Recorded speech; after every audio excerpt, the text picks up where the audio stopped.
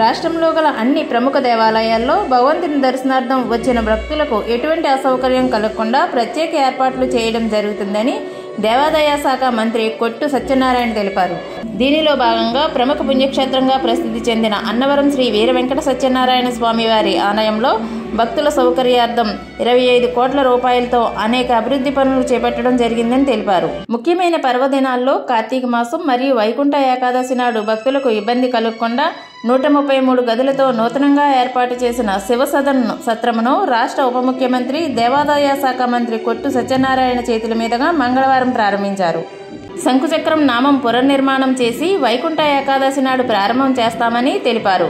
దేవస్థానం దిగువ భక్తుల రద్దీని దృష్టిలో పెట్టుకుని సత్యనారాయణ యాత్ర నివాస్ నిర్మాణం జరిగిందని, అలాగే రత్నగిరిలో ఉచితంగా విశ్రాంతి భవనం ఏర్పాటు చేయడం జరుగుతుందని, ట్రాఫిక్ నియంత్రణ కోసం ఆదిశంకర మార్గ్ ఘాట్ రోడ్డు, హరిహర మార్గ్ ఘాట్ రోడ్డు, వనదుర్గ మార్గ్ ఘాట్ రోడ్లను ఏర్పాటు చేయడం జరిగిందని సూచించారు. ఈ సందర్భంగా ఆయన మాట్లాడుతూ హిందూ దేవాలయాల అభివృద్ధికి రాష్ట్ర ప్రభుత్వం నిరంతరం కృషి చేస్తుందని, భక్తుల సౌకర్యార్థం ఎక్కడికక్కడ ప్రత్యేక వసతులు ఏర్పాట్లు చేసి అసౌకర్యం కలగకుండా అన్ని చర్యలు చేపట్టడం జరుగుతుందని తెలిపారు. ఈ కార్యక్రమంలో దేవాదాయ శాఖ కమిషనర్ సత్యనారాయణ, శంకవరం ఎంపీపీ పర్వత రాజాబాబు, దేవస్థానం ఈవో, సూపరింటెండెంట్లు, ఏఈఓలు, సిబ్బంది పాల్గొన్నారు. ఈరోజు సత్యదేవుని ఆలయ క్షేత్రంలో అనేక అభివృద్ధి కార్యక్రమాల్ని ప్రారంభించడం జరుగుతూ ఉంది.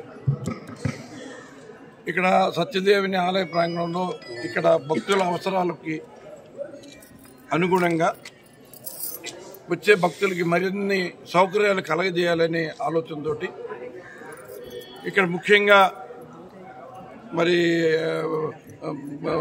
ముఖ్యమైన రోజుల్లో మరి కార్తీక మాసంలో కానీ ఇతర వైకుంఠ ఏకాదశికి కానీ ఇతర పర్వదినాల్లో భక్తులకి అకామిడేషన్కి చాలా ఇబ్బంది అవుతుందని మనం దృష్టిలో పెట్టుకుని ఇక్కడ 138 రూములు ఆలయ నిర్మాణం శివసదన్ని ప్రారంభించడం జరుగుతుంది. ఈరోజు అది పూర్తయింది. ఈరోజు అధికారికంగా ప్రారంభోత్సవం జరుగుతుంది. అలాగే సత్యనారాయణ మా యాత్ర మా నివాస్ అంటే దిగువన కొండ దిగువన 1,80,00,000తోటి అక్కడ ఒక భవన నిర్మాణాన్ని ఏర్పాటు చేసాం. అలాగే శంకుచక్ర నామం గతంలో ఏర్పాటు చేశారు. అది కొంతకాలం తర్వాత ఈ ఎలక్ట్రికల్ పార్ట్స్ కాబట్టి కొంత మధ్యలో ఒక నామం వెలగటం ఆగిపోతే దాన్ని మళ్ళీ పునరుద్ధరించి శంకుచక్రాలు భక్తులందరికీ కూడా ఎంత దూరం నుంచి అయినా సరే దర్శించుకునేలాగా ఏర్పాటు చేశాం. అది వైకుంఠ ముక్కోటి ఏకాదశి మంచి శుభ సమయం కాబట్టి వైకుంఠ ముక్కోటి ఏకాదశి రోజున దాన్ని ప్రారంభించి ఆ నామాన్ని భక్తులందరికీ కూడా దర్శనమిచ్చేలాగా చూపించమని ఈవో గారిని ఆదేశించడం జరిగింది. అంటే దీని గురించి అంటే మీ అందరికీ తెలుసు, కొంతమందికి ఈ క్షేత్రంలో జరుగుతున్న అభివృద్ధి కార్యక్రమాలు గత ప్రభుత్వాల సమయంలో ఏం జరగలేదు, ఇప్పుడు అదే అనేక అభివృద్ధి కార్యక్రమాలు పరుగులు పెడతా ఉన్నాయి, క్షేత్రం ఎంతో అభివృద్ధి చెందుతుంది అన్నది కొన్ని పేపర్లు కూడా ఇష్టం లేదేమో వాళ్ళు తోసినట్టుగా వాళ్ళు పత్రికల్లో రాయడం జరుగుతుంది. దయచేసి నేను మనవి చేస్తున్నాను పత్రికల వారికి, భగవంతుడితో మనం ఆడుకోకూడదు. భగవంతుడి దగ్గరికి వచ్చి మనం కోరికలు కోరుకోవాలి. ధర్మబద్ధంగా ఉండే కోరికలు కోరుకుంటే ఆ స్వామి మనల్ని అందరినీ కటాక్షిస్తాడు, ఆశీర్వదిస్తాడు, మన కోరిన కోరికలు నెరవేరుతాయి. అధర్మమైన కోరికలు కోరకూడదు. అలాగే మన కుటుంబానికి సంబంధించి కానీ ఇంకోటి కానీ ఆ స్వామికి చెప్పుకుంటే ఆ సత్యదేవుడు కరుణామయుడు వాళ్ళు అన్ని రకాలుగా వాడికి ఆ కోరిన కోరికలు నెరవేరుతాయి. అందుకని ఈ పేపర్లో వాళ్ళకి రకరకాల వాళ్ళ ఉద్దేశం ఏంటో తెలియదు. మరి ఆలయాల మీద కూడా మీరు రాజకీయాలు చేసే పరిస్థితి వస్తే ఇది వేదిక కాదు. దయచేసి అటువంటి రాతలు రాయొద్దని చెప్తాను. అలాగే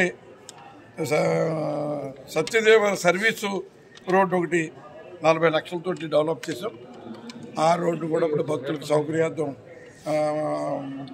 వాడుకలోకి తీసుకొచ్చాం. రత్నగిరిలో ఉచిత విశ్రాంతి భవనం, ఇది ఒక భక్తురాలు స్వామి మీద ఎంత ఆవిడకి ఆ సర్వదాస్తి ఆవిడ ఇచ్చేసినట్లు లెక్క.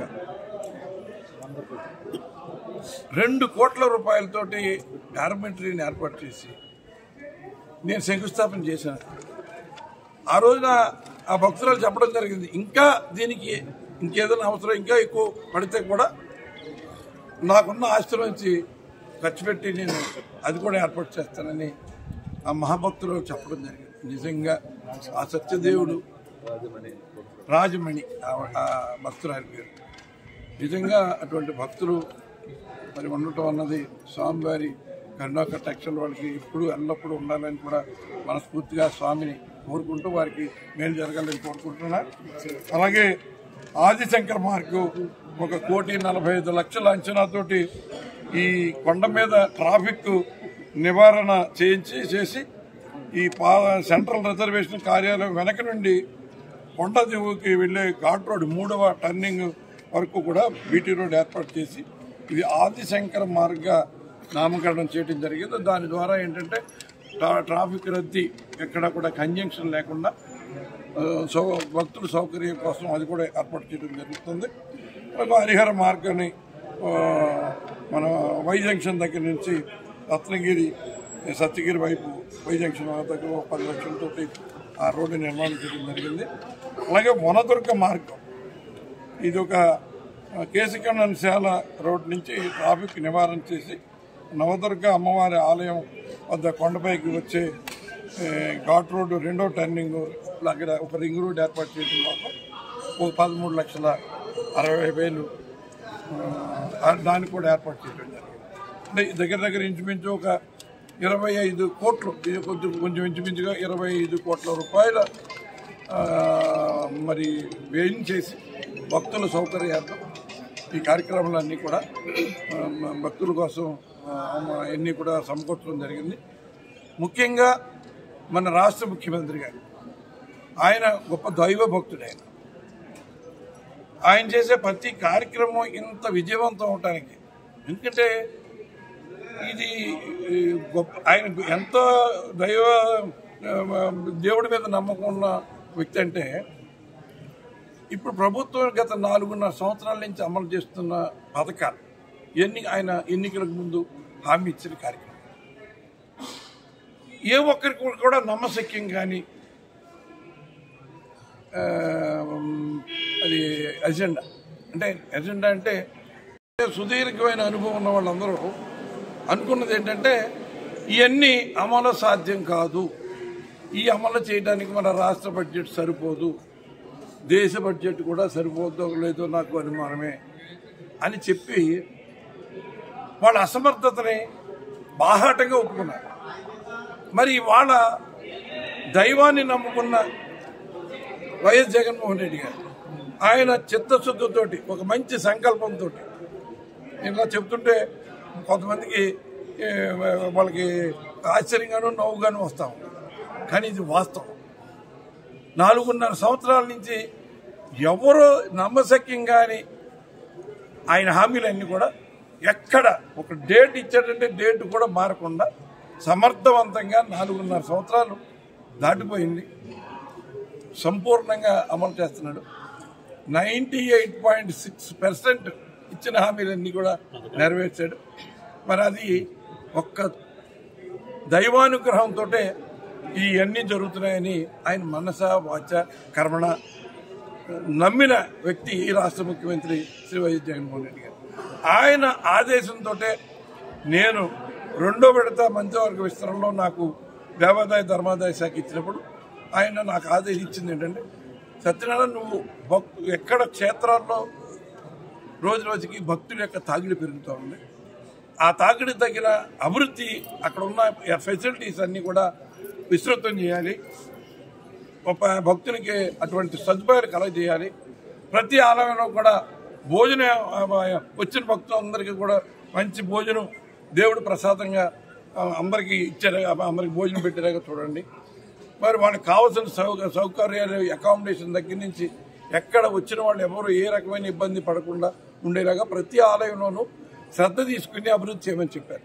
ఇవాళ ఎంత పెద్ద ఎత్తున మరి ఇవాళ అభివృద్ధి జరుగుతుందంటే దగ్గర దగ్గర 1400 కోట్ల రూపాయలు 1400 కోట్ల రూపాయలు మరి రాష్ట్ర వ్యాప్తంగా ఆలయాలు అభివృద్ధికి ఖర్చు చేయడం జరుగుతుంది.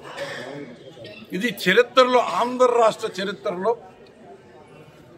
ఎప్పుడు జరగనంతటి అభివృద్ధి జగన్మోహన్ రెడ్డి గారి నాయకత్వంలో జరుగుతూ ఉంది. దీని భక్తులందరూ కూడా ఎంతో సహృదయంతో వస్తున్నారు, ఆ భగవంతుని దర్శించుకున్నారు. ఏ ఇబ్బంది లేకుండా గతంలో అనేక ఇబ్బందులు పడేవాళ్ళం, ఇప్పుడు ప్రభుత్వం సరైన నిర్ణయాలు తీసుకుని సక్రమంగా ఏర్పాట్లు చేస్తుందని సంతృప్తి వ్యక్తం చేస్తున్నారు. ఇంకా మరింత సదుపాయాలు భక్తులకి మరిన్ని అభివృద్ధి కార్యక్రమాలు చేయడానికి ఇంకా ముందుకు ఎప్పుడు నిరంతరం కొనసాగిస్తూనే ఉంటాం. ఇంకా ఏ అవసరం ఉన్నా కూడా ఆ అవసరాన్ని గుర్తించి ముందుకు తీసుకెళ్తాం. ఇది జగన్మోహన్ రెడ్డి గారి ఆదేశం. ఈ అభివృద్ధి అన్నది ఎక్కడ పులి స్టాప్ ఉండకూడదు, కామాతో ఆపాలి తప్ప పులి స్టాప్ పెట్టకూడదు అన్నది ఆయన సిద్ధాంతం.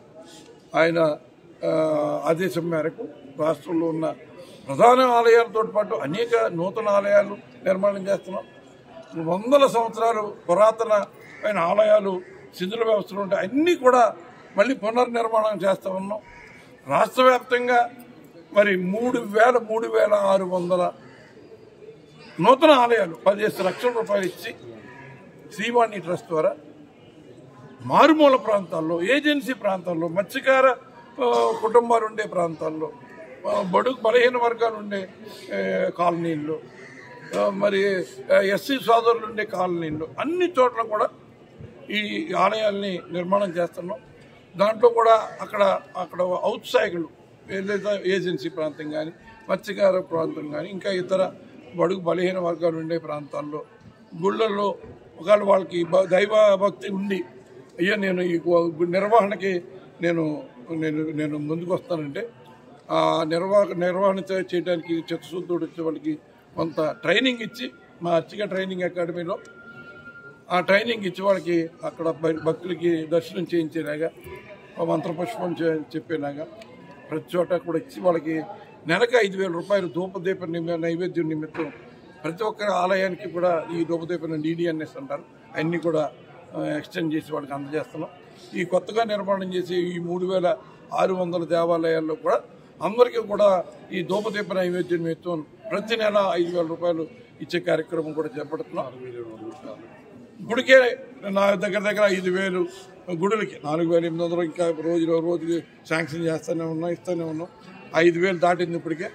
ఇంకా ఎన్ని వచ్చినాయంటే దగ్గర 8,000, 9,000 ఆలయాలకి ఈ ధూపదీప నైవేద్యం నిమిత్తం ప్రతి నెల వారికి 5,000 పంపించడం జరుగుతుంది. దీని ద్వారా ఏంటంటే నూతనంగా నిర్మించిన ఆలయాలు అక్కడ రోజు దైవారాధన జరుగుతూ, దీపారాధన జరుగుతూ భగవంతుడి మీద ఆ ప్రాంత ప్రజలందరికీ కూడా ఆ దైవభక్తి మీద ఒక మంచి మార్గంలో నడిపించడానికి అవకాశం. ఎప్పుడైతే దేవుడిని నమ్మాడో అతనిలో ఒక దైవ చింతన, ఒక ధర్మాన్ని ఆచరించాలని, ఎవరికి ఇతరులకు హాని చేయకూడదని, ఇటువంటి అన్ని ఒక మంచి ఆలోచనలు వస్తాయి. కాబట్టి ఒక మంచి సమాజం ఏర్పడుతుందనే ఒక మంచి ఆలోచనతో ఈ కార్యక్రమాలని చేస్తాం.